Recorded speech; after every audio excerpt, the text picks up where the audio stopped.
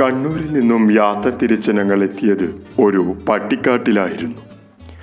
ഒരു ഗ്രാമീണനായ യുവാവ് കയ്യിൽ 3-4 തേങ്ങയുമായി കടന്നു വരുന്നത് കണ്ടു. നല്ല യുവാവ്. പിന്നീടാണ് മനസ്സിലായത് തൊട്ടടുത്ത പറമ്പിൽ നിന്നും തേങ്ങ മോഷ്ടിച്ചു വരുന്നയാളാണെന്ന്.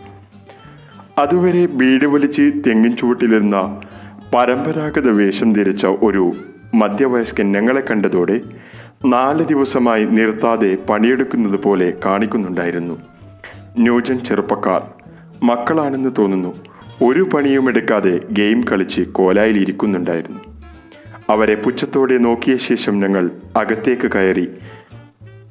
യൂറോപ്യൻ മാതൃകയിൽ രൂപകൽപ്പന ചെയ്ത കമാനം കടന്ന് ഞങ്ങൾ അകത്തേക്ക് പ്രവേശിച്ചു.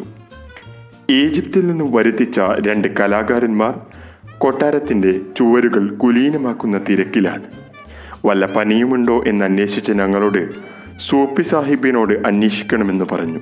അങ്ങനെ ഞങ്ങൾ സൂപ്പി സാഹിബിനെ അന്വേഷിച്ച് യാത്ര തിരിച്ചു.